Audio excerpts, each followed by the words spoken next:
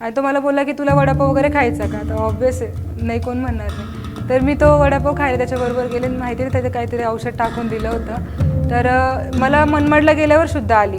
आणि लिटरली ते काय करायचे की म्हणजे मी 6 दिवस पूर्ण उपाशी होते. मला एक कण सुद्धा माझ्या पोटात गेलेला नव्हता. आणि मग एकदा मी फक्त पळून जाण्याचा प्रयत्न केला, तर मग त्यांनी ना रात्रीच्या वेळेस पकडलं आणि सिगरेटचे चटके वगैरे दिले ते पाठीला. तर मी त्यांच्याबरोबर कधी कधी रेल्वेमध्ये भीक वगैरे मागायला जायचे. तर मग ते मला 10 रुपये द्यायचे आणि ते एक 10 रुपये भेटता म्हणून मी त्यांची बिअर वगैरे आणायची. तो मुलगा तिच्यावर लिटरली म्हणजे रेप करत होता, बलात्कार करत होता. त्या काळामध्ये मला काहीतरी ती रडत होती, याचा अर्थ मला वाटलं की काहीतरी वाईट होतंय. तर 3रीला होती मी. म्हणजे त्या माणसाची विकृती अशी की माझी आंघोळ वगैरे झाली, माझ्या आंघोळीला वगैरे गेलेली. आणि मग त्यावेळेस तिने मला तिथे एक मारुतीचं मंदिर तिथे बसून ठेवलं की ते सामानावरती लक्ष कर. आणि मग तिथे एक 55 वर्षाच्या आसपास तो माणूस असेल. तर तो मला म्हणजे असं पॉर्न फोटोज वगैरे दाखवत होता. मला म्हणजे तेव्हा काहीच आयडिया नव्हती की असं काही असेल. म्हणजे नाही, असं चुकीचं काही मला वाटलं नाही तेव्हा.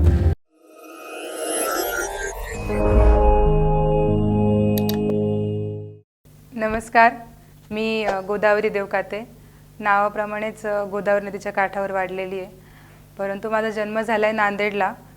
माझ्या वडिलांनी जेव्हा आईच्या पोटामध्ये 3 महिन्याची असताना आईला घराबाहेर काढून दिलं. त्याच्या आधी तिला विहिरीत ढकलून दिलं होतं, त्याच्यामुळे ती घराबाहेर निघाली. आणि त्यानंतर ती शेगावला आली. शेगावला गजानन महाराजाच्या मंदिरामध्ये तिने काम केलं. आणि एक म्हणजे बाईचं कसं असतं की 9 महिने कंप्लीट झाल्यानंतर की देवाला विटाळ चालत नाही वगैरे, म्हणून मग त्यांनी आईला सांगितलं की तुम्ही दुसरीकडे कामाला जा. पण मग त्यावेळेस तिला प्रश्न होता की मी ह्या मुलीला जन्म कसा देणार. मग ती वारकऱ्यांसोबत तिथूनच वारीला येणारे जे काही वारकरी होते त्या वारकऱ्यांसोबत ती पंचवटीला आली. पंचवटीपर्यंत आली. म्हणजे नांदेडला जन्म झाला. नांदेड त्या वारकऱ्यांपैकीच एका व्यक्तीने त्याचं नाव दिलं. आणि माझ्या म्हणजे राजाराम देवकाते हे माझं म्हणजे खरं नाव नाही आहे. तर त्यावेळेस मग त्या व्यक्तीने नाव दिलं आणि मग आईला त्यांनी गंगेवर सोडून दिलं. आणि मग गंगेवर आईने काही दिवस काढले आणि तिथेच माझं नामकरण झालं गोदावरी असं. तर आई मला गुड्डी म्हणायची, आताही गुड्डी म्हणते. तर मग काही दिवस तिने गंगेवर काढले. आणि आपण बघतो पावसाळ्यामध्ये खूप पूर येतो गोदावरीला. मग त्यावेळेस काही पोलिसांनी तिला बघितलं की ही लहान बाळासोबत इथे राहते वगैरे. मग त्या पोलिसांनी तिला सांगितलं की तुम्ही इथे न राहता तुम्ही नाशिक रोड रेल्वे स्टेशनला जा, तिथे तुम्हाला सेफ्टी असेल आणि तुम्हाला राहण्यासाठी व्यवस्थित जागा भेटेल. तर आई नाशिक रोडला गेली. नाशिक रोडला म्हणजे आम्हाला घर हे मला 7वीपर्यंत माहीत नव्हतं. तर आम्ही नाशिक रोड रेल्वे स्टेशनवर फुटपाथवर राहिलो. फुटपाथवर मी 7वीला असेपर्यंत राहिलो. म्हणजे एक्झॅक्ट जर दिनांक सांगायचं झाला तर 6 नोव्हेंबर 2010पर्यंत आम्ही गंगेवर रेल्वे स्टेशनवर राहिलो. आणि तिथे असताना मग आईला काम काय असतं हे देखील माहीत नव्हतं. तर जसं वारकऱ्यांसोबत ती आली होती तर म्हणजे वारकरी म्हणजे भिक्षा मागत मागत आलेले असतात. तर तिला तेवढं एकच माहिती होतं की भिक्षा मागून आपलं जीवन आपल्याला कटायचं आहे. तर प्लॅटफॉर्मवर राहत असताना तिने भिक्षा मागणं, भंगार गोळा करणं किंवा मग इतर कोणी जर सांगितलं की ही काम आमचं करून द्या वगैरे, मग तेवढं काम करून देणं. जे लोक स्टेशनवरती द्राक्ष वगैरे विकतात किंवा डाळिंब वगैरे विकतात त्यांच्या पाट्या सांभाळणं, तर ही सगळे कामं आई करायची.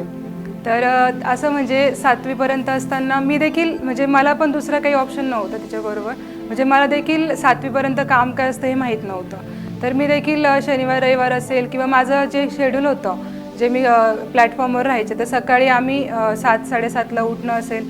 जेव्हा इकडची पंचवटी जाते तेव्हा आमचं उठणं असायचं.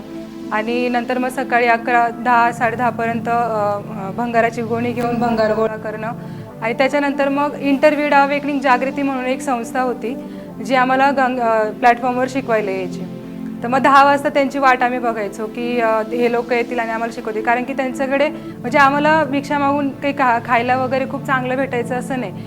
परंतु जेव्हा ते यायचे ते मस्त काहीतरी पोहे असायचे, खिचडी असायची, नागलीची खीर असायची, उपमा असायचा. तर आम्ही उत्सुकतेने त्यांची वाट बघत असायचो. मग 10 वाजेपर्यंत ते येईपर्यंत मग थोडंसं रेडी वगैरे होणं, शाळेची तयारी वगैरे करणं.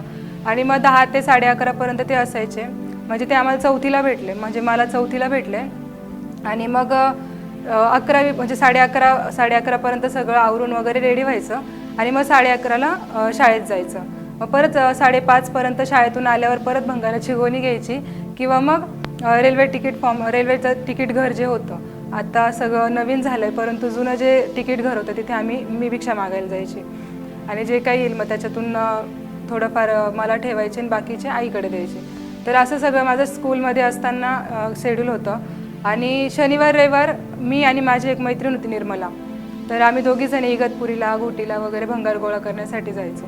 का तर तिकडे म्हणजे थोडंसं जास्त वगैरे भेटायचं, कारण लांब गेलं की थोडंसं जास्त हे म्हणजे भंगार वगैरे सगळं भेटायचं. तर नाशिकमध्ये खूप भंगारवाले असतील त्यावेळेस कदाचित. तर सगळं असं होतं. आणि इगतपुरीचा एक अनुभव मला सांगावा असं वाटेल. तर मी 6वीला असताना आम्ही महानगरीने इकडनं गेलो इगतपुरीला आणि उन्हाळ्याचे दिवस होते, मला उन्हाळ्याच्या सुट्ट्या लागलेल्या होत्या. आणि मग त्यावेळेस खूप भूक लागलेली होती, आम्हा दोघींना पण फार भूक लागलेली होती. आणि मग त्यावेळेस आम्ही पटरीवरनं भंगार वगैरे गोळा करत होतो. तिथे एक माणूस होता जो सगळे ते ट्रेन पटरी वगैरे स्ट्रेट करतो वगैरे, तो व्यक्ती होता, सगळं कामगार म्हणू शकतो आपण त्याला. तर तो जेवत होता. मग आम्हाला जाम भूक लागलेली होती आणि आम्ही त्याला विचारलं की तुझ्यातलं आम्हाला काहीतरी दे. तर त्याने आम्हाला एक पोळी दिली आणि 2-3 भजे दिले. बिचाऱ्याकडे त्याच्याकडे पण भाजी नव्हती, दुष्काळात 13वा महिना. तर त्याने आम्हाला पोळी दिली आणि 2-3 भजे दिले. तर तिने अर्धी खाल्ली आणि मी अर्धी खाल्ली, तरी आमची भूक भागेना, कारण की ते एकदम म्हणू शकतो आपण बाल्यावस्था वगैरे, खूप भूक लागते. तर मग आम्ही पटरीवरून जात असताना एका साईडला म्हणजे सगळी ती घाण जी पटरीवरती पडलेली असते ती होती आणि एका साईडला पुरीचा पूर्ण बंडल होता आणि लोणच्याचे पॅकेट्स पडलेले होते. तर ते उचलून आम्ही खाल्ले होते. तर असं सगळं माझं बालपण 7वीपर्यंत म्हणजे असं प्लॅटफॉर्मवर गेलं. प्लॅटफॉर्मवर म्हणजे घर हा शब्दच माहिती नव्हता. मग म्हणजे आम्हाला घर हा शब्द माहीत होण्यासाठी देखील एक इतिहास घडवावा लागला. नोव्हेंबरमध्ये दिवाळीचा दिवस होता आणि निर्मला जी माझी मैत्रीण होती तर ती कुठेतरी बाहेर गेली आणि तिची आई दारू प्यायची. तर तिने काय केलं की माझं सगळं सामान जाळून टाकलं, म्हणजे 6वीपर्यंतचे माझे रिझल्ट्स वगैरे सगळं जाळून टाकलं. आणि मग तिथे एक जी डाळिंब वगैरे विकायची ती मुलगी, तिचं व्यवस्थित घर वगैरे होतं. तर ती बोलली की तुम्ही आमच्या घरी या, तुम्ही आमच्या घरी राहा. म्हणजे आमच्याकडे काहीच नव्हतं सुरुवातीला, ते आम्ही कसं तरी 6वीपर्यंत जमा केलं होतं सामान वगैरे सगळं. नंतर माझे रिझल्ट्स असतील, बॅग असतील, शाळेची बॅग वगैरे सगळं जमा केलेलं होतं. त्या लेडीने सगळं जाळून टाकलं. तर मग त्या मुलीच्या घरी आम्ही गेलो. म्हणजे तिने आम्हाला तिच्या घरी 2 महिने सहारा दिला. मग 2 महिने आई म्हणजे आम्ही स्टेशनवर झोपायला यायचो, फक्त काही खाणं पिणं वगैरे असेल आम्ही तिच्या घरी वगैरे करायचो. तर मग 2 महिने आम्ही तिच्या घरात राहिलो आणि 2 महिन्यानंतर त्याच्यासमोरच एक पत्र्याची रूम घेतली. मग त्या रूमचं होतं 200 रुपये भाडं होतं आणि पूर्ण गळकी रूम होती. म्हणजे लिटरली तिला आम्हाला म्हणजे बसण्यासाठी सुद्धा जागा नसायची. ज्या ठिकाणी आम्ही चूल मांडायचो पूर्ण भगदाड पडलेलं होतं. तिथे त्याच्यामध्ये आम्ही साधारणतः 2-2.5 वर्ष राहिलो. आणि मी देखील मग तेव्हापासून कामाला जायला लागले. म्हणजे तेव्हापासून मला काम आणि घर दोन्ही शब्द अवगत झाले. आणि मग 6वी 7वी 8वी 9वी 10वी असं म्हणजे मी 4 ते 5 वर्ष केटरिंगच्या कामाला जायला लागले. मग त्यावेळेस सकाळी म्हणजे मला 10वीचं वर्ष आठवतं आहे, ज्यावेळेस माझे बोर्डाचे पेपर चालू होते 2 वाजता पेपर सुटायचा. मी 3:30-3:30पर्यंत कामाला जायचे, रात्रीचे 1 वाजता यायचे, 1-2 वाजायचे मला. तर असं सगळं 10वीचं वर्ष होतं. आणि 4 वर्ष मी केटरिंगची कामं केली. आईने पण माझ्यासोबत काम केलं. आणि जर केटरिंगची कामं नसेल तर मग आई भिक्षा मागायला जायची. म्हणजे तिचं असं ठरलेलं असायचं की सोमवारी फक्त नाशिक शहरामध्ये भीक मागायचे, मंगळवारी मग भगूरला जायचे, बुधवारी मग नाशिकला इथे जिथे आता आम्ही राहतो तिकडे यायचे, नंतर गुरुवारी परत नाशिक शहरामध्ये भिक्षा मागायची. म्हणजे टिपिकल भिकारी जो म्हणतो तशी आमची सिच्युएशन होती. तर 10वीला म्हणजे 10वीचं हे सगळं स्ट्रगल आतापर्यंत म्हणजे ते इंटरव्ह्यू अवेकनिंग जागृती माझं बघत होती. आणि मग 10वीचे मी पेपर दिले आणि ज्यांनी माझं हे स्ट्रगल सगळं बघितलेलं होतं ते प्रवीण दादा असतील आणि सचिन दादा असतील, त्यांनी हेमंत भोसले सरांशी संपर्क केला आणि मग त्यांनी भोसले सरांनी त्याची बातमी केली छानशी. आणि त्याच्यातून म्हणजे माझं त्या बातमीने असेल आणि जी 24 तासने एक न्यूज कव्हर केलेली त्या न्यूजमुळे असेल माझं पूर्ण म्हणजे आयुष्याचा कायापालट झाला. तर त्या एका बातमीमुळे खूप म्हणजे महाराष्ट्रातून मदत यायला लागली. खूप लोक घरी आले, त्यांनी शुभेच्छा दिल्या. काही लोकांनी म्हणजे काहींनी खरंच आश्वासन दिले आणि काहींनी खरंच आश्वासनं कंप्लीट करून दाखवले. तर एक छात्र भारती म्हणून संस्था होती, त्यांनी माझं ॲडमिशन करून दिलं. त्यांनी ग्रॅज्युएशनपर्यंतचं आम्ही सगळं शिक्षणाचा खर्च करू असं सांगितलं होतं, फक्त सांगितलं होतं. त्यांनी फक्त 11वीला ॲडमिशन करून दिलं आणि त्यानंतर मग त्यांनी 12वीला त्यांनी बघितलं देखील नाही. तर मग शेवटी लिटरली मी 11वीची पुस्तकं विकून 12वीची पुस्तकं घेतली आणि 11वीला माझं जसं ॲडमिशन झालं म्हणजे KTHMला शिकणं ही माझं स्वप्न होतं. ज्यावेळेस म्हणजे आमची जी शाळा होती तक्षशिला विद्यालय, तर ती शाळा म्हणजे पत्र्याची शाळा होती एल आकाराची आणि म्हणजे फक्त एकदम छोटीशी शाळा होती आणि तिथे आम्हाला सांगितलं जायचं की KTHM 98ला क्लोज झालं, KTHM सायन्सला 98ला झालं, आर्ट्सला 80ला क्लोज झालं वगैरे असं सगळं सांगितलं जायचं. तर मग म्हटलं काय असेल हे KTHM, मला पण शिकायचं आहे तिथे. तर एक स्वप्न झालं होतं ते की KTHMला शिकायचं आहे. आणि जेव्हा 11वीला ॲडमिशन घेतलं लिटरली मला चक्कर आलेली KTHMला आली तेव्हा. तर मग KTHMला ॲडमिशन घेतलं. 11वीला असताना NCCमध्ये प्रवेश घेतला, नेव्हल NCCमध्ये. आणि कधी स्वप्नही बघितलं नव्हतं म्हणजे KTHMला शिकायचं हे स्वप्न होतं, परंतु विमानामध्ये बसेल हे स्वप्न कधी बघितलेलं नव्हतं. तर 11वीला असताना म्हणजे खूप कमी वयामध्ये मला विमानामध्ये बसण्याचा अनुभव घेता आला आणि नंतर मग 10वीला मला 70.40% होते आणि मग त्याच्यानंतर माझं खरंच खूप आयुष्य खूप सुंदर झालं आणि मग त्याच्यानंतर मी बऱ्यापैकी 2-3 ठिकाणी जॉब पण केले आणि मग 12वीला असताना परत 12वीला पण म्हणजे 10वीच्या मानाने 12वीला चांगले टक्के होते, 78% होते 12वीला.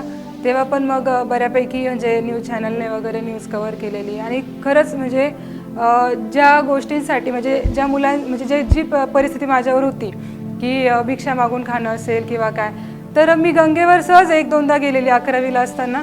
तेव्हा मला वाटलेलं की आपण या मुलांसाठी काहीतरी केलं पाहिजे. तर मग गंगेवर त्या मुलांना बघितलं की नाही आता हे मुलं व्हाईटनर पितात, हे करतात. तर तेव्हा मग असं वाटलं की आपण ह्या मुलांसाठी काहीतरी करूयात. मग आम्ही तेव्हा म्हणजे काही मित्रांना वगैरे सोबत घेऊन म्हणजे अगदी 3-4 वर्ष मी ते केलं की त्या मुलांना व्यसनातून बाहेर कसं आणता येईल किंवा जसं इंटरव्ह्यू अवेकनिंग जागृतीने मला शिक्षणाच्या प्रवाहात कंटिन्यू ठेवलं, ज्यामुळे मी पूर्ण पुढचं शिक्षण वगैरे करू शकले. तर मग त्या मुलांना शिक्षणाच्या प्रवाहात कसं आणता येईल ते देखील काम केलं. नंतर मग मला माझं आधीपासूनचं स्वप्न होतं म्हणजे मला 9वीला असताना कळलेलं UPSC काय असतं वगैरे. तेव्हापासूनचं माझं स्वप्न होतं की मला UPSC क्लिअर करायची आहे म्हणजे सिव्हिल सर्व्हिसेसमध्ये जायचं आहे. तर त्याच्यामध्ये स्पेसिफिक IAS ऑफिसर व्हायचं आहे. तर मी अभ्यासाला सुरुवात पण केली 12वीनंतर FY SY TY आणि नंतर मग कोविडचं सगळं आपल्या सगळ्यांना माहिती आहे की कोविडचं खूप मोठं संकट आपल्या सर्वांवर आलं होतं. तर त्या काळामध्ये जगणं फार म्हणजे जगणं फक्त महत्त्वाचं होतं.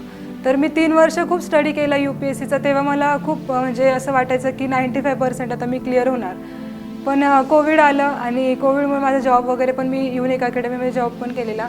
मग जॉब वगैरे पण स्टॉप झाला. मग तेव्हा कोविडच्या काळामध्ये 1 वर्ष पूर्ण मी घरपोच मग भाजीपाला आणि फळं डिलिव्हरीचं तेव्हा बिझनेस वगैरे स्टार्ट केलेला. उरलेला भाजीपाला मग आम्ही गंगा घाट असेल, आकाशवाणी टॉवर असेल व त्या या ठिकाणी विकलेला. आणि आत्ता मी LLB 3rd इयर कंप्लीट केलेलं आहे.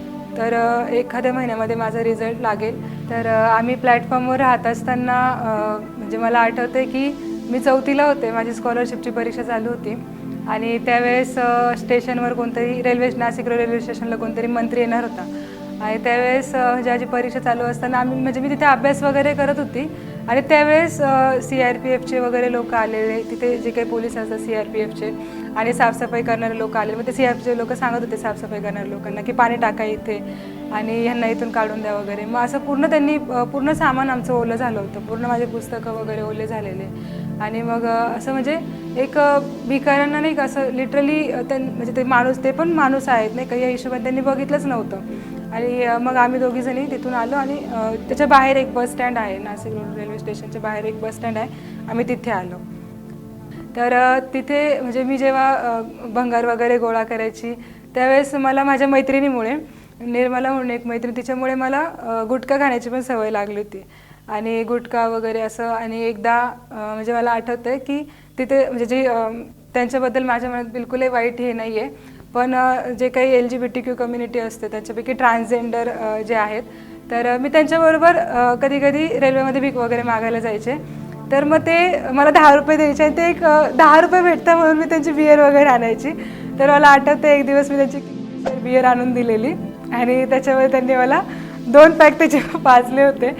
तर असं सगळं म्हणजे ते म्हणजे मी हिरा गोवा गुटखा खायची, तर ते असं नाही की पूर्ण एका दिवसामध्ये 4-4 वगैरे खायचे असं नव्हतं. तर ती माझी मैत्रीण एका दिवसाला 10 खायची, पण मी म्हणजे मी एक जे पॅकेट होतं ते एक पॅकेट मी 10 वेळेस म्हणजे 10 दिवस खायचे, एक खडा मी त्याचा खायचे. तर असं सगळं म्हणजे होतं. तर म्हणजे गोवा गुटखा खाणं हे ते त्या वातावरणानुसार, तुम्ही ज्या वातावरणामध्ये राहतात त्या वातावरणानुसार हे सगळं होत असतं. आणि दुसरी गोष्ट, जेव्हा मी भिक्षा मागायला जायचे तर म्हणजे बऱ्यापैकी म्हणजे लोकांचा नजरिया असतो की हा चल हट वगैरे वगैरे असं. पण काही लोक अशी पण होते की तुला माझ्या घरी यायला आवडेल का, आम्ही तुझं सगळं शिक्षणाचा खर्च वगैरे करू, हे करू ते करू. म्हणजे आम्ही जरी रूम घेतला होता पण मग आमच्या घरामध्ये लाईट नव्हती, मग आम्ही रेल्वे स्टेशनला झोपायला यायचो. मग तिथे बऱ्यापैकी मी जेव्हा अभ्यास वगैरे करायची की म्हणजे माझे दोन्ही पण स्कॉलरशिप ज्या आहेत, म्हणजे 4थीची स्कॉलरशिप आणि 7वीची स्कॉलरशिप, मी दोन्ही पण रेल्वे स्टेशनला राहूनच क्लिअर केली आहे. तर बऱ्यापैकी लोक जेव्हा मी अभ्यास करताना वगैरे बघायचे, मग त्यांना असं वाटायचं की म्हणजे फार रेअर असं दिसतं की म्हणजे प्लॅटफॉर्मवर राहून वगैरे अभ्यास करते किंवा काय असं. मग ते विचारायचे की आमच्या घरी येऊ शकते का वगैरे. म्हणजे मला आठवतं की मी 7वीला असताना मम्मी हॉटेलमध्ये पण काम करायची. तर मग तेव्हा हॉटेलमध्ये काम करत असताना मला एक कल्याणच्या मावशीने विचारलेलं की तुम्ही आमच्या घरी येऊ शकाल का वगैरे. तर असं. आणि जेव्हा मी प्लॅटफॉर्मवर राहिली आहे त्यावेळेस मी असं एकही सीन नसेल की जो मी बघितलेला नाही. म्हणजे लिटरली काही असे म्हणजे काही लोकांना TB झालेलं बघितलेलं आहे, काही लोकांच्या हातातून म्हणजे लिटरली किडे पडतात. ते म्हणजे माझ्या वयाची जी मुलं होती त्यांच्या हातातून सांगते. नंतर म्हणजे वेगवेगळ्या ठिकाणी आम्ही भिक्षा मागायचो. तर म्हणजे मला एक इन्सिडेंट आठवतं की जे आत्ताचं म्हणजे नाशिक रोड रेल्वे स्टेशनच्या बाहेर पोस्ट ऑफिस आहे. पोस्ट ऑफिसच्या पुढे एक शनिदेवाचं मंदिर आहे. तर त्या शनिदेवाच्या मंदिराच्या पाठीमागे एक कचराकुंडी वगैरे टाईप आहे. तिथे असे मोठे मोठे सिमेंटचे पोल होते. तर त्या पोलमध्ये म्हणजे मी जेव्हा 6वीला होते तेव्हा ती मुलगी म्हणजे ती शाळेत वगैरे जात नव्हती, पण माझ्यापेक्षा 1-2 वर्षांनी लहान होती. तिचा भाऊ 1 वर्षांनी लहान होता. तर तो मुलगा तिच्यावर लिटरली म्हणजे रेप करत होता, बलात्कार करत होता. त्या काळामध्ये मला काहीतरी ती रडत होती, याचा अर्थ मला वाटलं की काहीतरी वाईट होतं. मी तिच्या आईला सांगायला गेले. जे नाशिक रेल्वे स्टेशनचं जे आता बस स्थानक आहे तिथे जे टॉयलेट आहे तिथे तिची आई राहायची. किरण नाव होतं त्या बाईचं, आणि त्या मुलीचं नाव पूजा होतं आणि त्या मुलाचं नाव पप्पू होतं. तर मी त्याच्या आईला सांगायला गेली की म्हटलं पप्पू काहीतरी चुकीचं करतोय पूजाबरोबर. तर म्हणे काय करतो म्हटलं. मग तेव्हा माहिती नाही, म्हणजे तेव्हा मी सांगितलं असं असं काहीतरी होतंय. तर मग ती लिटरली तिने माझ्या आईसोबत भांडण केलं की बघा तुमची मुलगी काही पण सांगते वगैरे वगैरे असं. आणि जेव्हा मी 10वी पासआउट झाल्यानंतर मी जेव्हा 11वीला इकडे ॲडमिशन घेतलं, म्हणजे मी आधी नाशिक रोडला राहायचे आणि 11वीला ॲडमिशन घेतल्यानंतर आम्ही इकडे नाशिक पंचवटीला आलो राहायला. तर म्हणजे ती जी पूजा नावाची मुलगी होती जिला मी तिच्यावरती बलात्कार करत असताना मी तिच्या भावाला बघितलेलं. तर तिला म्हणजे आम्ही गणपतीच्या काळामध्ये जेव्हा म्हणजे गणपती बघायला गेलेलो त्यावेळेस मी तिला रेड लाईट एरियामध्ये बघितलं. म्हणजे तेव्हा फार वाईट वाटलं मनाला की म्हणजे लिटरली मी रडलेली की हिला आपण म्हणायचं. तिच्या आईला मी तेव्हा सांगितलेलं, म्हणजे ते सगळं माझ्या डोळ्यासमोर सगळं आलं की मी कसं म्हणजे नाही का हिला असं हिच्या आईला सांगितलं होतं आणि कसं म्हणजे तेव्हा जर तिच्या आईने थांबवलं असतं किंवा काय तर कदाचित ती मुलगी पुढे शिकू शकली असती आणि म्हणजे तिचं भविष्य उज्ज्वल झालं असतं. मग त्या मुलीला मी 3 ते 4 वेळेस बघितलं. परत आता मध्ये मी एकदा नोव्हेंबर महिन्यामध्ये दिल्लीला गेलेली, त्यावेळेस मी तिला बघितलं रेल्वे स्टेशनवर. तर जसं म्हणजे एक म्हणजे आपण म्हणतो वेश्या व्यवसाय करणाऱ्या मुलींकडे जसं बघितलं जातं तर सगळं पूर्ण रेल्वे स्टेशनवर सगळे मुलं तिच्याकडे त्याच नजरेने बघत होते आणि तिला पण जणू काही त्याची सवय झाली होती. म्हणजे असं सगळं ते म्हणजे चित्र बघून मला फार वाईट वाटलं की म्हणजे हे सगळं म्हणजे माझ्याबरोबर राहणाऱ्या मुलीबरोबर घडलं आहे. आणि जी माझी दुसरी एक मैत्रीण होती निर्मला म्हणून, मी 7वीला असेपर्यंत मला आठवतं मी त्यांना शाळेत घेऊन जायची आणि तिची आई म्हणजे मी त्या मुलीला शाळेत घेऊन जायची म्हणून तिची आई माझ्या आईबरोबर भांडायची, माझ्याबरोबर भांडायची, दारू पिऊन शिव्या द्यायची. आणि म्हणजे कारण ती मुलगी आणि मी म्हणजे आमची मैत्री खूप चांगली होती. तर आम्ही म्हणजे भंगार जरी गोळा केला तर जेवढे पैसे येतील म्हणजे त्याला तेव्हा भागी म्हणायचे की भागीमध्ये, जसं आता आपण भागीदार म्हणतो तसं ते म्हणायचे की भागीमध्ये आम्ही भंगार गोळा करायचो. जेवढे पैसे येतील तेवढे अर्धे तिला द्यायचे, अर्धे मी घ्यायची. तर खूप चांगली आमची मैत्री होती. आणि मला फार वाईट वाटतं की जेव्हा मी 12वीला होते, माझे तेव्हा पेपरच चालू होते आणि एका महेश म्हणून मुलगा होता ज्याची बातमी सरांनी केली होती, त्याने मला फोन केला आणि मला सांगितलं की गोदावरी निर्मलाचं असं असं झालं आहे. तर मी 12वीला असताना ती दुसऱ्या डिलिव्हरीच्या वेळेस तिचा मृत्यू झाला. म्हणजे फार दुःखद घटना होती आणि मला ते जाता नाही आलं तिच्या सगळ्या याला अंत्यविधीला वगैरे. तर मला ते फार वाईट वाटतं आता पण की माझ्याबरोबरच्या 2 ते 3 मुलींना तरी मी म्हणजे व्यवस्थित जर शिक्षण त्यांचं पुढे चालू राहिलं असतं किंवा काय तर खरंच त्या मुली आज उज्ज्वल भविष्य घडवू शकल्या असत्या. तर मी 4थीला असताना एक मूर्तिजापूरवरून एक मुलगा आलेला होता आणि तो बहुतेक इथे कामासाठी आलेला होता आणि त्याच्यासोबत त्याचा एक लहान भाऊ पण होता. म्हणजे तेव्हा मी 4थीला होते, माझ्यापेक्षा 4-5 वर्षांनी वगैरे मोठा असेल. 2 भाऊ ते लोक इथे कामाला आलेले आणि आम्ही रेल्वे स्टेशनवर राहायचो. मग कोणी पण आलं की विचारायचं इथे काय म्हणजे कामं कुठे भेटतात वगैरे वगैरे असं विचारायचं. मग त्याने माझ्या आईला विचारलं की इथे आम्हाला कुठे काम भेटेल का. मग त्याने असं 2-3 दिवस म्हणजे आमच्यासोबत थोडंसं म्हणतो ना आपण चांगले सलोख्याचे संबंध वगैरे तयार केले. आणि मग एक दिवस त्याने काय केलं की मला म्हणजे त्याने मला सांगितलं की मला कपडे इस्त्री करायचे आहेत, मला कपडे इस्त्रीचं दुकान दाखव. तर मी त्याला घेऊन गेली दुकानामध्ये आणि दाखवलं सगळं की इथे वगैरे कपडे इस्त्री करतात. आणि तो मला बोलला की तुला वडापाव वगैरे खायचा का. तर ऑब्वियस नाही, कोण म्हणणार नाही. तर मी तो वडापाव खायला त्याच्याबरोबर गेले. माहिती नाही त्याचं काहीतरी औषध टाकून दिलं होतं. तर मला मनमाडला गेल्यावर शुद्ध आली. म्हणजे त्याने मुक्तिधामच्या इथून वडापाव खाऊ घातला आणि मला मनमाडला गेल्यावर शुद्ध आली. आणि जेव्हा मला शुद्ध आली तर मी लिटरली रडायला लागले की म्हटलं मला माझ्या आईकडे जायचं. आणि म्हणजे हा 4थीचा अनुभव आहे माझा. आणि मग त्याने मला साधारणतः मूर्तिजापूरच्या पण पुढे घेऊन गेला. आधी मूर्तिजापूरला घेऊन गेला, त्याच्या घरी घेऊन गेला आधी. तर त्याच्यानंतर त्याच्या वडिलांनी त्याला मारलं की हे कोणत्या मुलीला घेऊन आला वगैरे वगैरे असं त्याला मारलं वगैरे. पण तो काही म्हणजे असं त्याला काही फरक नाही पडला. तर मग त्याच्यानंतर आम्ही त्याच्या घरून निघाल्यानंतर तो एका म्हणजे आपण म्हणू शकतो की उत्तर भारतीय माणसाला भेटला. तर त्यांचं हिंदीमध्ये संभाषण चालू होतं की इसको अभी बेच देते, ऐसा करते वैसा करते. आणि मग तिथे मी खूप असा प्रयत्न केला की इथून कुठूनतरी निघून जाऊ आपण. तर मी एका बुक स्टॉलवाल्याला विचारलं की नाशिक रोडला जायची गाडी कुठे लागते वगैरे. मग त्याने मला सांगितलं पण ह्यांची माझ्यावरती इतकी करडी नजर होती की ही कशी जाते आपण बघू. आणि लिटरली ते काय करायचे की म्हणजे मी 6 दिवस पूर्ण उपाशी होते. मला एक कण सुद्धा माझ्या पोटात गेलेला नव्हता. आणि मग एकदा मी फक्त पळून जाण्याचा प्रयत्न केला. तर मग त्यांनी ना रात्रीच्या वेळेस पकडलं आणि सिगरेटचे चटके वगैरे दिले ते पाठीला.